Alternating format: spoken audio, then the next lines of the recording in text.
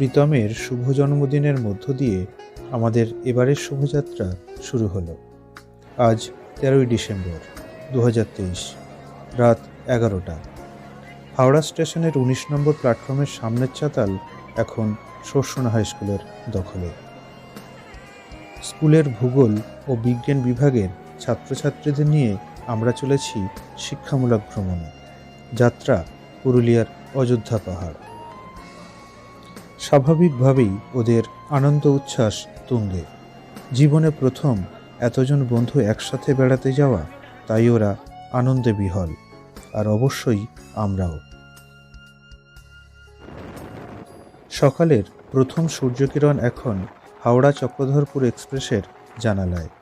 আমাদের সঙ্গে আনন্দের ভাগ নেবে বলে সেও চলল আমাদের সাথে সাথেই। রাত 12:05 ট্রেনে উঠে আমরা এখন গন্তব্যের অনেক কাছে। চলে এলো পুরুলিয়ার বরাভূম স্টেশন। আমাদের গন্তব্যে পৌঁছে দিয়ে হাওড়া চক্রধরপুর চলল তার শেষ গন্তব্যের দিকে। ছিমছাম ছোট্ট স্টেশন। বরাভূম অযোধ্যা পাহাড়ের সবচেয়ে কাছের স্টেশন। আমাদের বিচ্ছুগুলো সারা রাত ট্রেনে দাপাদাপি করে অবশেষে পুরুলিয়ার মাটির স্পর্শ পেল। আর সেই সাথেই আমাদের ভ্রমণ পর্ব শুরু হয়ে গেল। গাড়ি চলতে থাকলো বাঘমুন্ডি পুরুলিয়া রোড ধরে। দুদিকের জঙ্গলের মাঝখান দিয়ে সুন্দর কালো পিচের রাস্তা, আর তার মধ্য দিয়ে চলতে থাকলো আমাদের 9টি বাহন।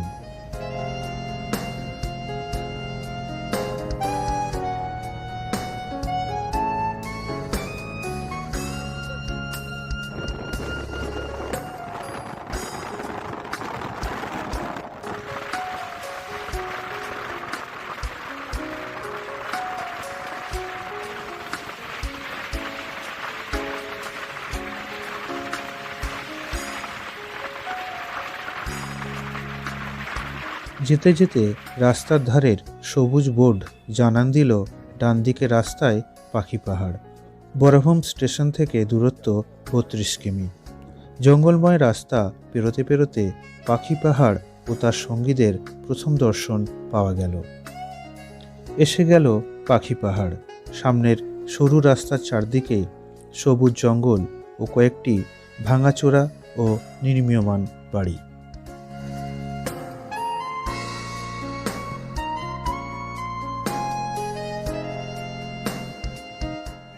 পাখি পাহাড়। বিরাট নীল আকাশের নিচে জঙ্গল পরিবেষ্টিত পাখির ছবি খোদাই করা পাখি পাহাড়।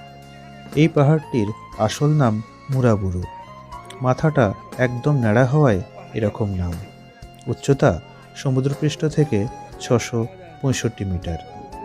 পাখি পাহাড় একটি গুরুত্বপূর্ণ মোনাডনকের উদাহরণ। ক্ষয়চক্রের প্রায় শেষ পর্যায়ে এসে চারদিকের সমপ্রায় ভূমির মাঝে ক্ষয় প্রতিরোধ করে টিলার আকারে দাঁড়িয়ে আছে। শিক্ষক শুভঙ্কর দাস স্থানীয় একজন বয়স্ক মানুষের সাক্ষাৎকার নিলেন, আর আমরা জানতে পারলাম পাখি পাহাড়ের অনেক ইতিহাস। চিত্তদে কলকাতার কতদিন আগে করেছে এটা?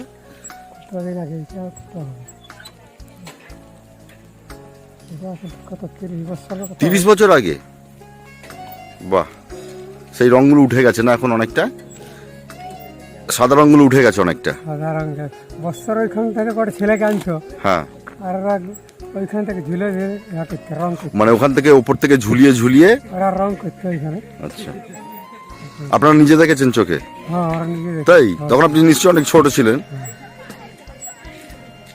কত ছিল? 30 বছর, মোটামুটি 30 বছর মোটামুটি হইলেও।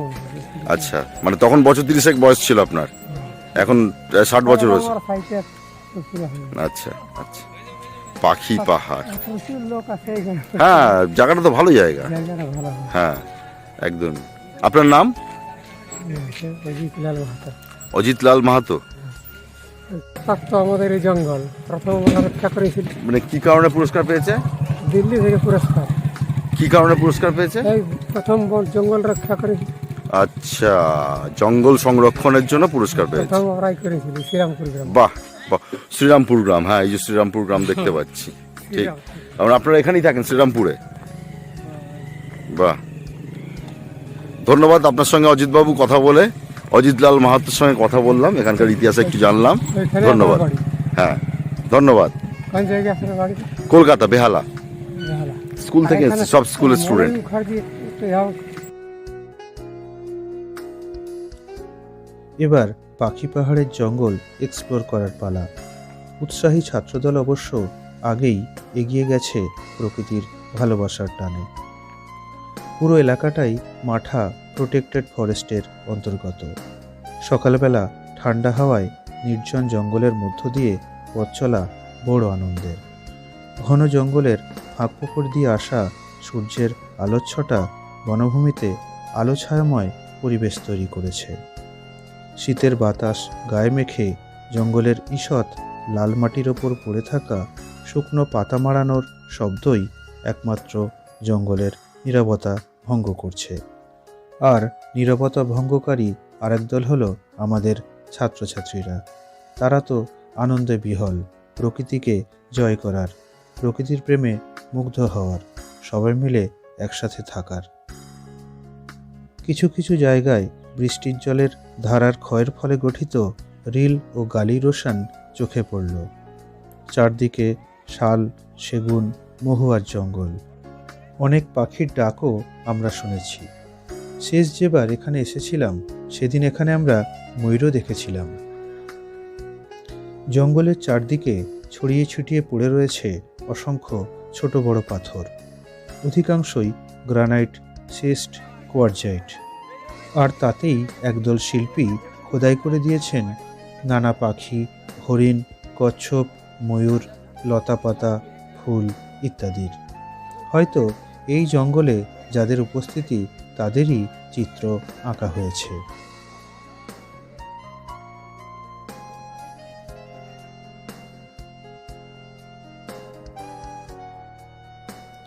এই প্রকৃতিকে সাথে রেখে আমরা কিছু ছবি তুললাম।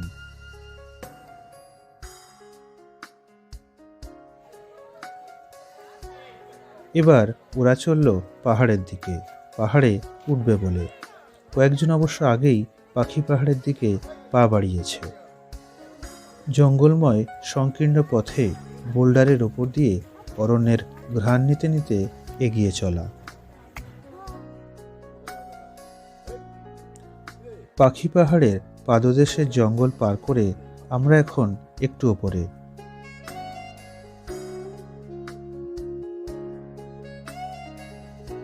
ওপর থেকে অজস্র বোল্ডারের মধ্য থেকে ঘন অরণ্য পুরো অঞ্চলটিকে এক আলো আঁধারি পরিবেশ তৈরি করেছে।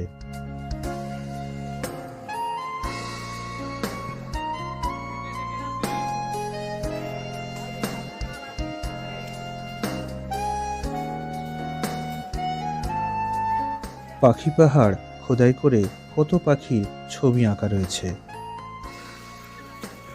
দৌড়ে দৌড়ে পাহাড় জয়ের চেষ্টা।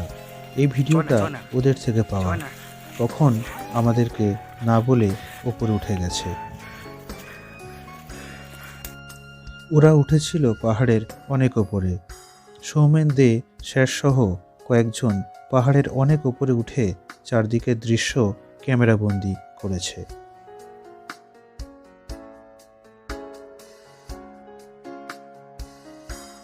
এবার ওদের নামার পালা। পাহাড়ে ওঠার থেকে নামা বেশি কষ্টকর, তাই সাবধানে পা ফেলে নেমে আসতে হবে। শুভঙ্কর স্যার ওদের নামতে সাহায্য করছেন।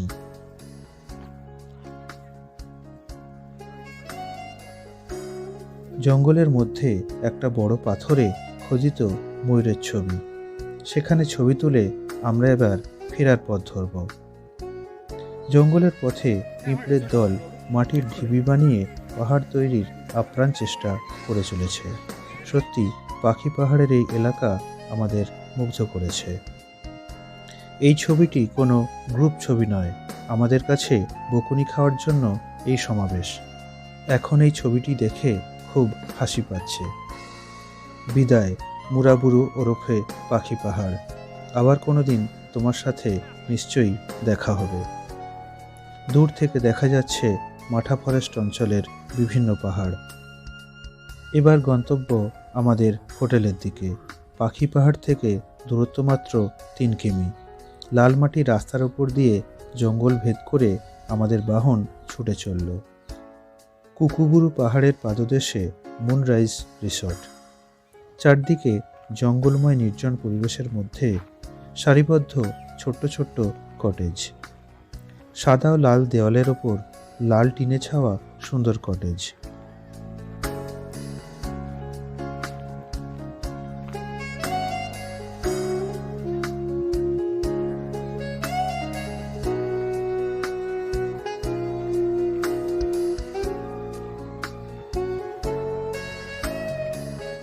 একটি ট্রি হাউসও জুটেছে আমাদের কপালে। ট্রি হাউসের ব্যালকনি থেকে কুকুবুরু পাহাড়ের পাদদেশের মুনরাইজ রিসর্ট সহ আরও কয়েকটি রিসর্ট চোখে পড়ল।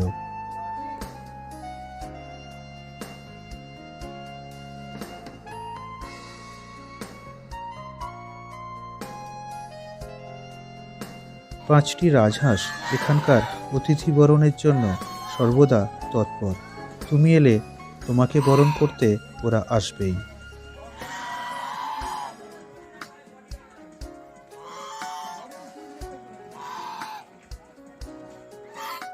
কুকুবুরু পাহাড়, উচ্চতা 560 মিটার।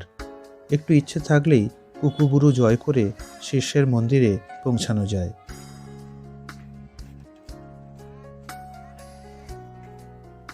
লাঞ্চ পর্ব শেষ করে আমরা আর এক গন্তব্যের দিকে।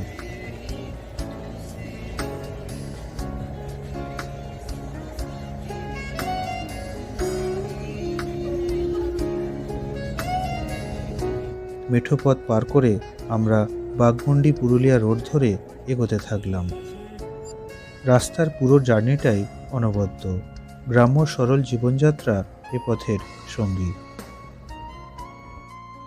খয়রাবেড়া ড্যাম বরাভূম থেকে দূরত্ব মাত্র 58 কিমি, আর হোটেল মুনরাইজ থেকে 26 কিমি।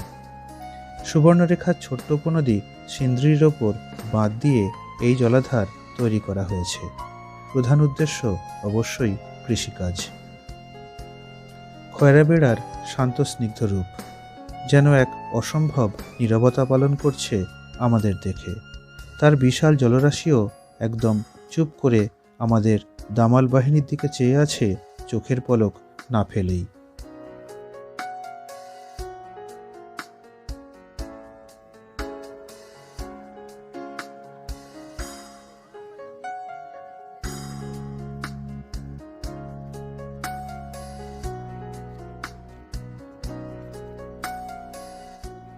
ড্যামের একদম গায়েই ছোট্ট ইকো অ্যাডভেঞ্চার রিসর্ট।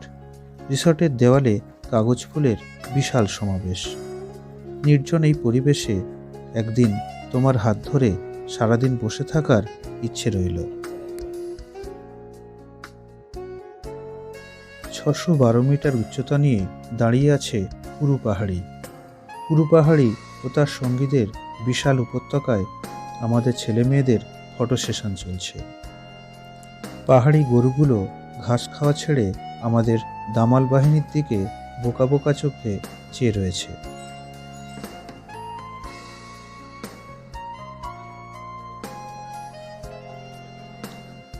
পাহাড়ের পাদদেশেই খয়রাবেড়া ড্যাম। চলল কিছু ফটো সেশন। তবে সৌমেন স্যারের দিকে আঙুল ওঠানো একদমই উচিত হয়নি। এবার ড্যামের ওপর সরু রাস্তা দিয়ে একটু এগিয়ে যাওয়া খয়রাবেড়ার আরও রূপ দেখব বলে। ছোট্ট দোকানটিতে বিক্রি হচ্ছে মুখোশ, বাঁশের ঝুড়ি, কাঠের ঘোড়া, হরিণ ও নানা খেলনা।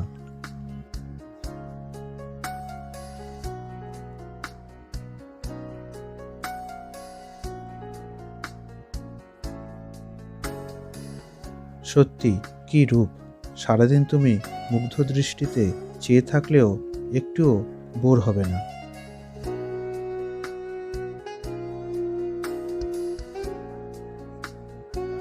ড্যামের অপর প্রান্তের এই সরু খাল দিয়েই জলরাশি কৃষিভূমিতে পৌঁছায়।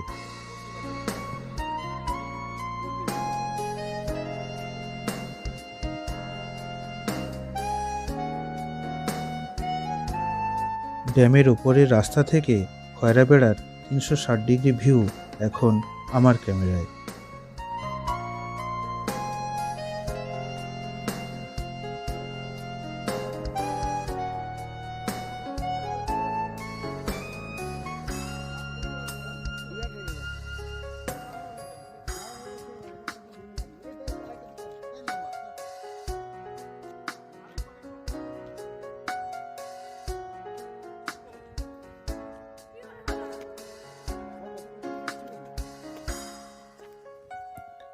চুপ করে পাড়ে বসে জলাধারের ওপারের পাহাড়গুলোর সিরিয়াল প্রোফাইল দেখতে দেখতে কখন যে অনেক সময় পেরিয়ে যাবে তা বুঝতেই পারবে না।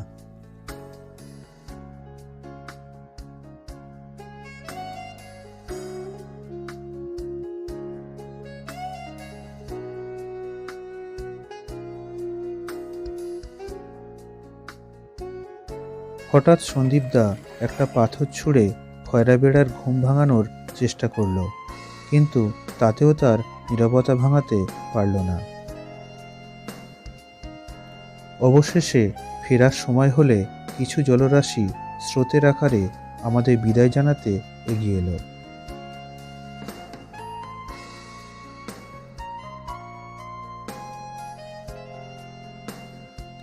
অগত্যা তার সাথে কিছু ছবি তুলে আমরা ফেরার পথ ধরলাম।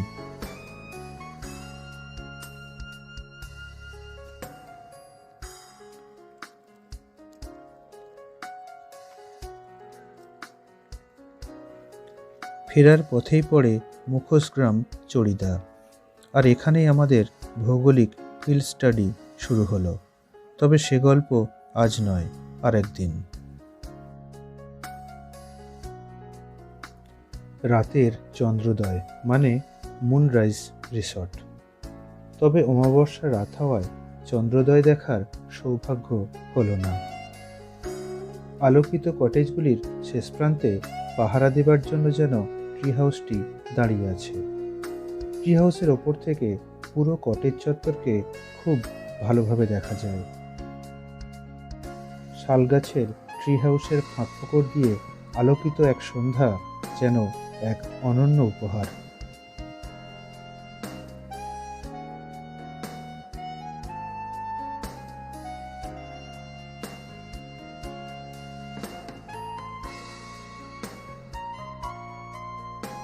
হঠাৎ দেখি প্রত্যেকটি রাজহাঁস এক পায়ে দাঁড়িয়ে আছে। কেউ যেন তাদের এক পায়ে দাঁড়িয়ে থাকার শাস্তি দিয়েছে। কারণটি কিছুতেই বুঝতে পারলাম না।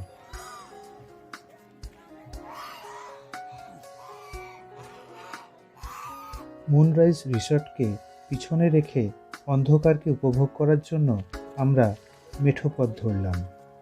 নুড়ি কাঁকরময় সংকীর্ণ রাস্তায় খসখস আওয়াজ করে যাত্রা জঙ্গলের নীরবতা ভঙ্গ করছে। মোবাইলের আলোতে বুনো ফুলগুলো চকচক করছে। একটি কুকুর দুই চোখ জেলে আমার দিকে তাকিয়ে আছে। অমাবস্যার এই নির্জন রাতে কুকুবুরু পাহাড়ের কোলে গা ছমছমে পরিবেশে হাঁটতে হাঁটতে আমরা হারিয়ে গেলাম অন্ধকারের পৃথিবীতে।